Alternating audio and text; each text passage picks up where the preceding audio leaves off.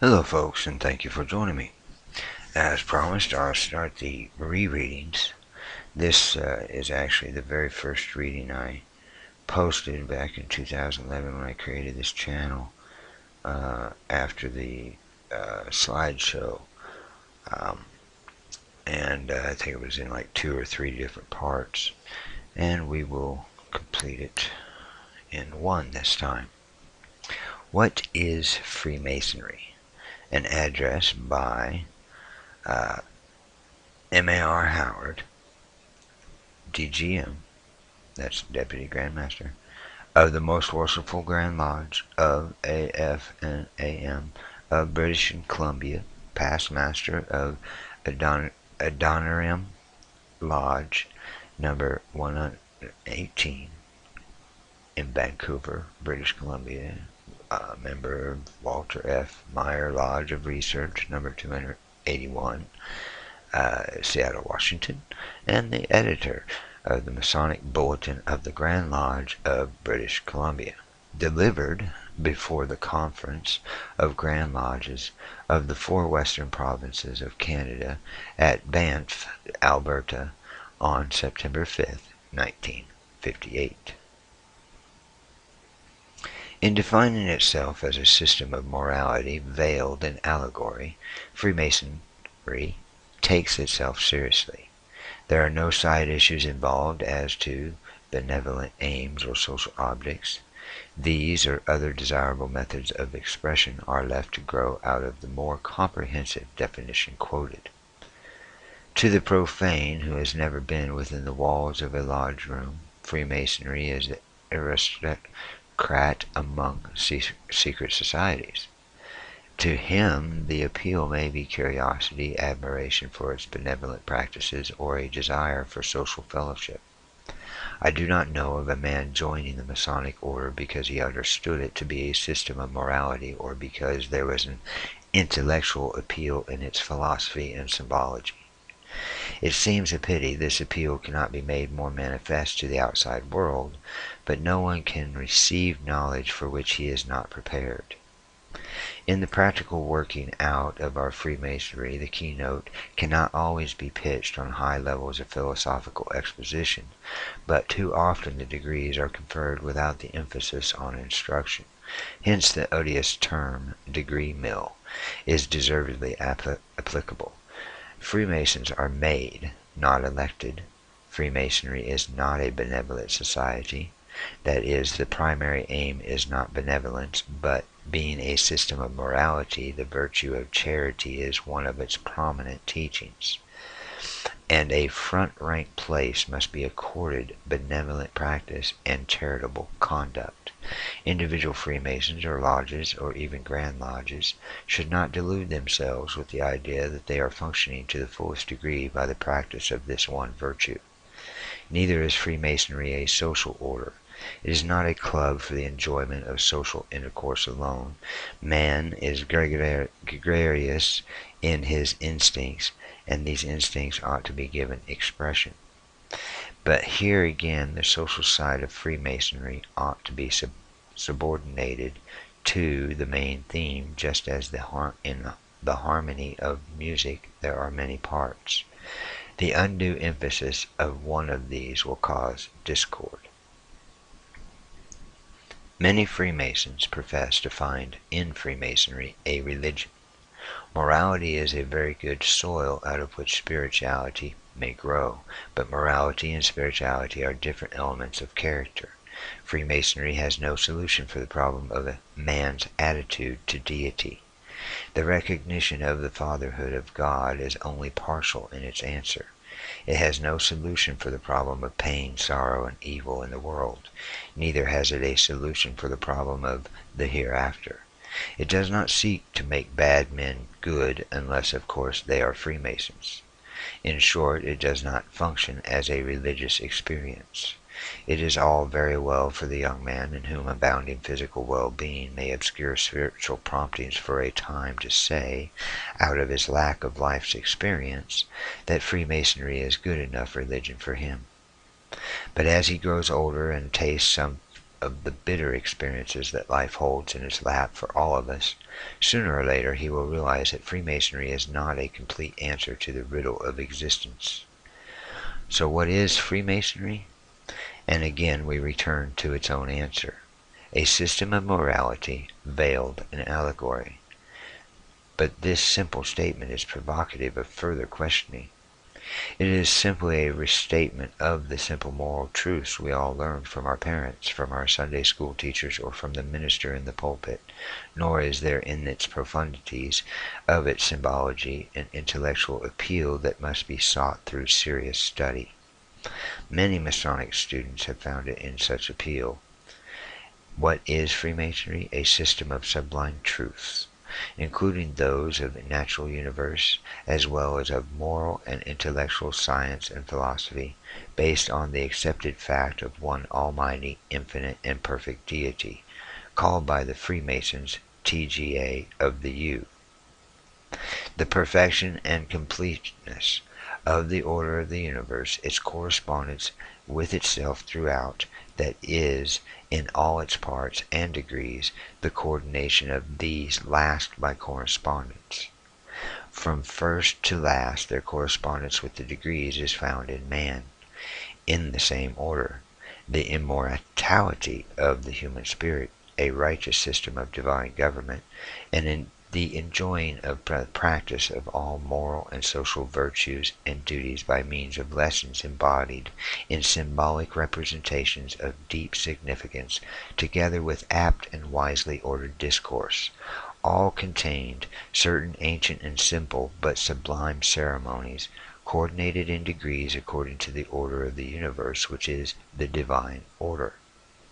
Further, that the filling up of this general scheme is by lessons not taught in words so much as by representations of correspondences actually existing in the constitution of natural and spiritual things, in their several degrees, and cognizable by man, that these lessons, in order to their perpetuation, are embodied in the forms of the lodge, and what may be found therein, and especially in what is termed the work, the principal truths and illustrations being set forth by means of geometry, upon which science, as we are expressly taught, Freemasonry is founded. And yet we have not found the answer to the question, what is Freemasonry? Freemasonry is a word used to describe the beliefs and practices of Freemasons in the way that which logical units called lodges are governed and linked together, a craft rather than an order. It is secret only in having rituals and other matters not to be divulged to non-members, a society with secrets but not a secret society. Its places of meeting are prominently identified, and its governing bodies publish annual proceedings. The membership is a matter of record and perhaps sometimes public knowledge. In communist and completely totalitarian countries, Freemason is prescribed. The Roman Catholic Church forbids its members to be Freemasons, although many of that faith were active Freemasons in the 18th and early 19th centuries. In Great Britain, the Commonwealth countries, Scandinavia, and the United States and other nations with some similar institutions, heads of government, dignitaries, and distinguished citizens are Freemasons. Men from all walks of life meet together in their adherence to a moral code whose principles are largely conveyed through symbols and allegories connected with the art of building, emphasizing benevolence. A Freemason, it was said in 1734 to 1735, is to be a man of benevolence and charity, not sitting down contented while his fellow creatures, but much more his brethren, are in want, when it is in his power, without prejudicing himself or family, to relieve them. Is there one amongst us who at some time or another has not asked himself, what is this Freemasonry? What is it all about? Who of us has not wondered how it is that, simple as its teachings appear, it has so gripped the imagination of men and has retained its appeal and influence throughout the centuries, and is still the greatest moral force, with the exception of religious institutions, the world has known? When we can answer those questions, we will have a clearer vision of our order and the purpose of Freemasonry. Excuse me. Far be it from me to suggest that I can hope to give a complete and satisfactory answer, but rather that I may express some thoughts on the subject which will assist one to reach one's own conclusion. Also, that I may be of some assistance to our younger brethren in interpreting the beautiful symbolism of our order, the key to our treasure chest, which holds for us the wisdom of the ages. There are many definitions of Freemasonry. For instance, our ritual defines it as a peculiar system of morality veiled in allegory and illustrated by symbols. Another definition is that it is a science which is engaged in the search after divine truth. Still another writer interprets Freemasonry as friendship, love, and integrity. Friendship, which rises superior to the fictitious destruction of society, the prejudices of religion, and the pecuniary conditions of life. Love, which knows no limit, nor inequity or equality, nor decay. Integrity, which binds man to the eternal law of duty. Perhaps the most complete and best definition is that given in the German Handbuch, which states, Freemasonry is an activity of closely united men who, employing symbolical forms borrowed principally from the mason's trade and from architecture, work for the welfare of mankind, striving morally to ennoble themselves and others, and thereby to bring about a universal league of mankind. End quote. However inadequate these descriptions may be, they all indicate that Freemasonry has a very noble objective and purpose, and I may add that without such a purpose it would long since have passed into oblivion and could not have survived the ravages of time. Why is Freemasonry here in this world of strife? Wherefore has it been developed amid war and incessant conflict, along lines of peace and love, and so marvelously molded and developed that in every land it is now known, and by every race made welcome? Has all this been done that it may live for itself alone? No. There, on its trestle board, is the plan of the great architect, and its mission is to work out that plan. Out of the rough, hard quarries of the quarreling humanity, it has to build a temple of brotherhood and peace. This temple is the great landmark, the highest and grandest idea of Freemasonry. To build, strengthen, and beautify this temple, we must exercise all the powers and gifts with which we are endowed. What nobler work can we be engaged in? How far we are, as a rule, from understanding it. Yet it is ignorance more than unwillingness that hinders the work. That is a noble conception of the purpose to which Freemasonry is dedicated. And if we examine our ritual and symbolical teachings, we will find this great idea continually brought before us.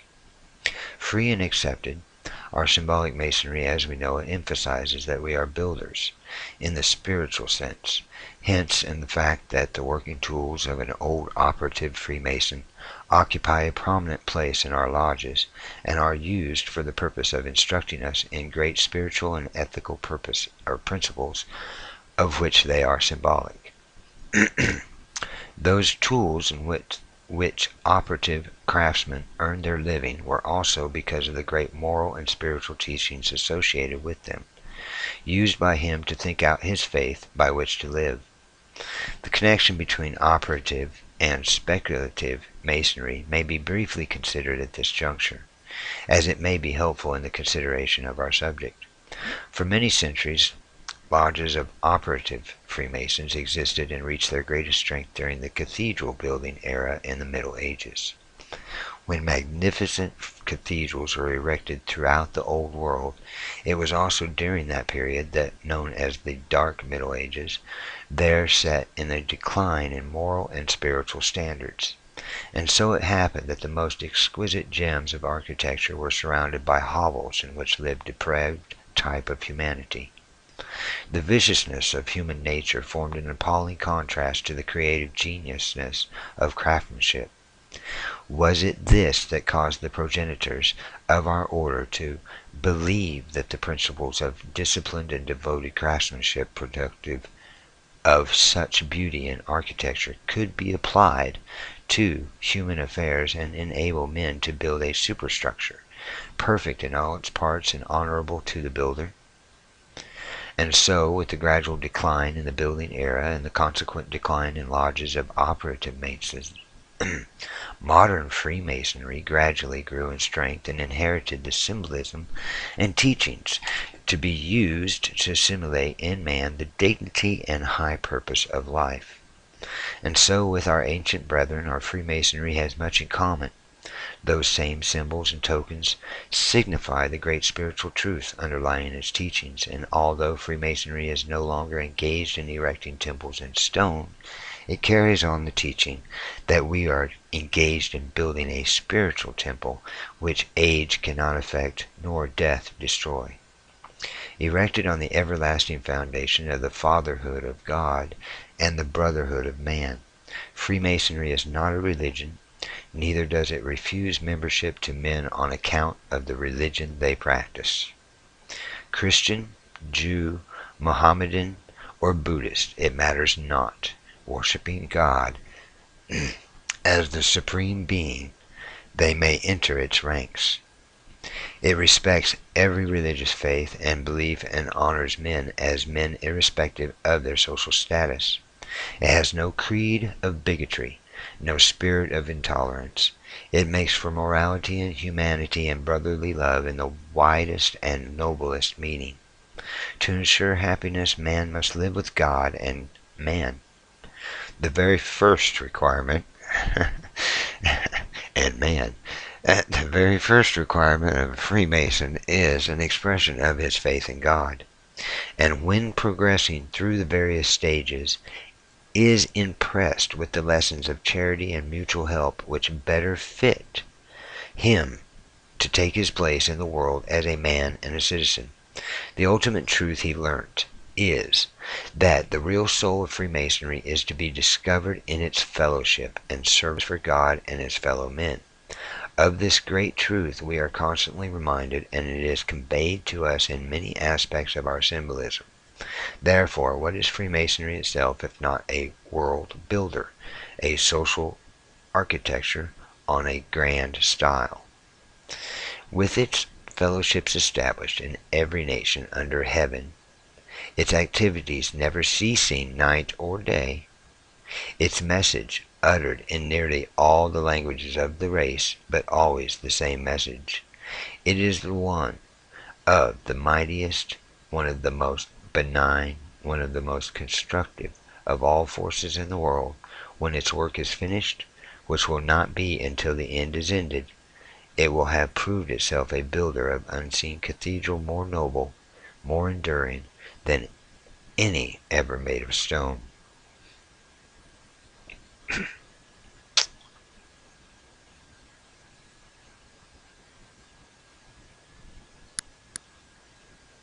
Thank you for joining me.